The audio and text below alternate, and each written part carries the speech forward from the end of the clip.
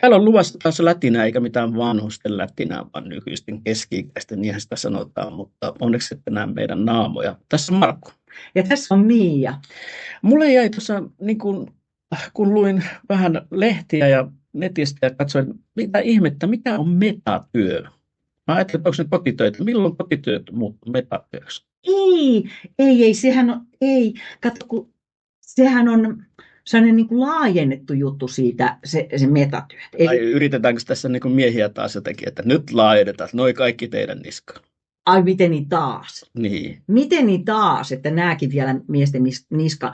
Hei, mullahan on sellainen onnellinen tilanne, että mulla on nyt tällainen yhden hengen talous. Mä oon tällaisen lapsettoman yksinhuoltajaperheen pää. Ja mulla on niitä kaikki metatyöt ja kaikki kotityöt, mitä liittyy talouteen.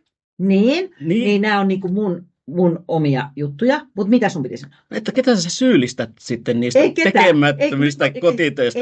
Pitäisikö olla semmoinen appi, että sä voisit syyllistää, että tuo on nyt taas tekemättä, miksi sitä ei ole kukaan tehnyt? Ei, mutta hei, nyt otetaan nyt tämä termi haltuun.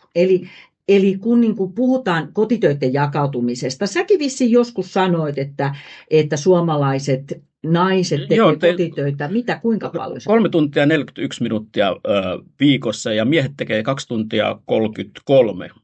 Ei niin kuin päivässä. Päivässä, joo. Joo, ja mitä sä sanoit, että miehet tekee paljon? 2 tuntia 33 minuuttia, eli 2,5 tuntia. Joo, mutta nämä on kotitöitä. Tässä ei ole, nämä on ihan sellaisia konkreettisia, että nyt pesen pyykkiä, nyt täytän tiskikonetta ja jne. Ja sitten taas se metatyö on sitä, että joku suunnittelee, tai katsoo, että onko lasten saappaat jäämässä pieneksi. Nyt tolle pitää ostaa uusia alennusmyynnistä niin kuin uusi. Jotain. Ja sitten, että tavallaan, niin kuin, että jossain oli sellainen esimerkki, että oli jotkut niin kuin koulun myyjäiset ja sitten kaikki oli, että vau, että se on niin mahtavaa, kun se yksi isäkin oli siellä sitten myymässä niitä suklaaneliöitä tai suklaaruutuja, jotka hänen vaimonsa oli tehnyt. Vaimo oli aikatauluttanut sen, että se pääsee sinne se mies, ja vaimo oli ollut niissä kokouksissa tai semmoisissa suunnittelupalavereissa siitä tapahtumasta ja niin kuin hoitanut kaiken mun, että sen miehen tarvitsi vaan ilmaantua sinne 2 tunniksi ja sitten ottaa rahaa vastaan niistä suklaaruuduista. Ja tämä, työhän olisi ollut turhaa, jos joku ei olisi myynyt niitä.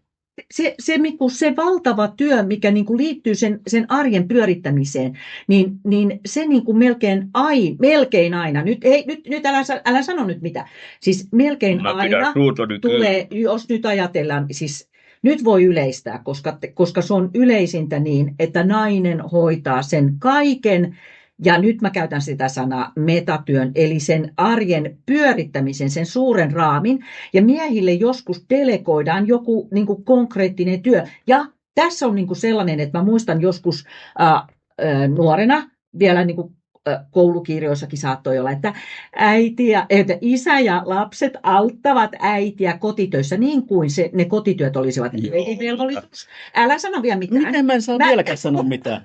Sä et saa vieläkään sanoa mitään. Eli niin kuin se näin, kato, miehet ahdistetaan just nurkkaan niin kuin arjessa, kyllä. Niinkö? Onko sellainen olo? Ei. Kyllä mä niin kuin myönnän ton, että totta kai se on ihan totta monissa perheissä ja monissa parisuhteissa. Mä kerron yhden esimerkin, niin tuossa oli ystävän vieraina majoittumassa nuorisoporukka, 3 nuorta miestä ja 1 nainen. Ja sitten kun hän oli sanonut, että hei, että no mites toi, kun siellä oli juhlittu ja muuta, miten tämä siivoushomma ja miten tämä menee, niin ne pojat totesivat vaan, että joo, kyllä se nainen nimeltään, sanotaan nyt vaikka Tiia, niin se pitää kyllä tämän homman hoidossa. Eli kyllä tavallaan ne asenteet edelleenkin on ihan nuorellakin samantyyppisiä. On, ja sitten kun musta tuntuu, että nythän viime aikoina on puhuttu paljon siitä, että kuinka niin kuin nuorilla miehillä, varsinkin jos ne seuraa jotain tällaisia misogynistivaikuttajia, eli naisvihamielisiä vaikuttajia, jotka miesten mies ja naiset hoitaa kaikki kotityöt ja näyttäviä seksikkäitä, niin että kyllähän siellä on, mutta nyt mä haluan sanoa, että on todella paljon niin kuin fiksuja, kivoja miehiä, jotka tekee paljon ja hoksaa. Se hoksaaminen on se Rakkaat pääasia. kuuntelijat, tässä juuri kuulitte esimerkin siitä, miten nainen määrittää sen, mitä miehen olisi tehtävä. Ja tämä tässä menee just niin kuin väärin. Se on myös vallankäyttöä se, että tavallaan niin kuin ihmissuhteissa se nainen sanoo, että nämä on ne hommat, mitkä mä teen. Ja sitten kun tuleekin yhtäkkiä, että hei, tuossa on toi kynnys on niin kuin pitäisi korjata, niin se on niin kuin automaattisesti tulee miehelle. Ja tämähän on ihan älytön juttu, että siellä kuitenkin takana piilee ne niin kuin todella niin kuin vahvat naisten ja miesten työt. Ja tänä päivänä se on sitä mieltä, että joo, ihan kiva mies, kun se tekee vähän myös näitä naisten töitä, mutta kun auto on jotenkin rikki, niin mies hoitaa sen. Nyt on sähköautoja.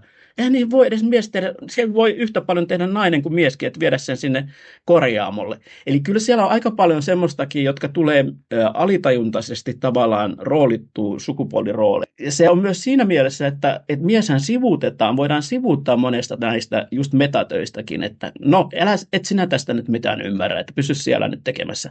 Tai sitten jos mennään kotitöihin, että no ei se meidän Ilpo, niin ei se ole oikein hyvä ruoanlaittaja, että minä teen aina. Eli tavallaan siinä myös otetaan sieltä kodista niin kuin se tietyt nurkat omaan haltuun ja sitten, no voisit sinäkin joskus tehdä jotain. Eli tavallaan kyllä se myös on tämmöistä vallankäyttöä tietyllä tavalla. Nyt on monta juttua. Eli totta kai niin kuin on fiksua, että ihmiset tekee sellaisia asioita, joista niin kuin, jotka sujuu niin kuin luontaisemmin ja joista he haluavat tehdä.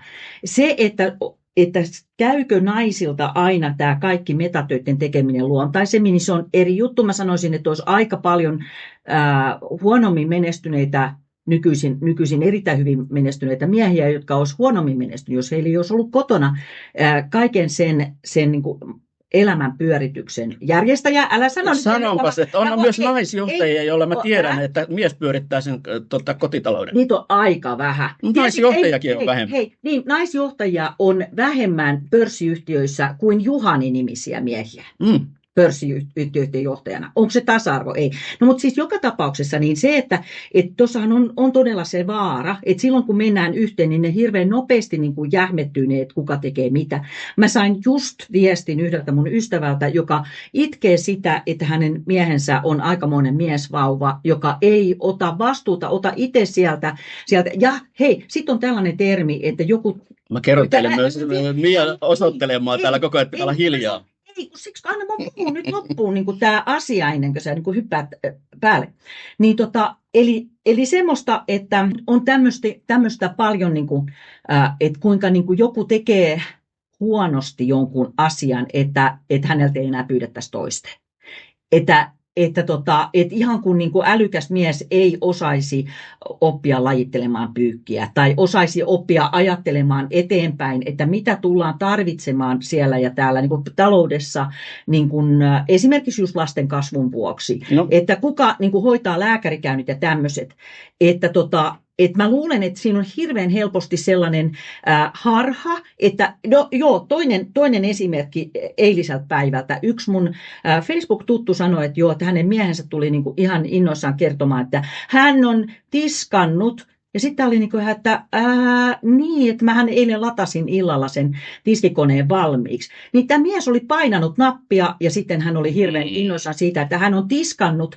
Eli se, että mikä niinku ajatellaan, että mitä siihen kuuluu, se ei ole pelkästään se napin paino, vaan se kaikki. Nämä on kyllä nyt naisten juttuja liioiteltuja. Kyllä, ei ole. Kyllä, nyt on minä puhun nyt.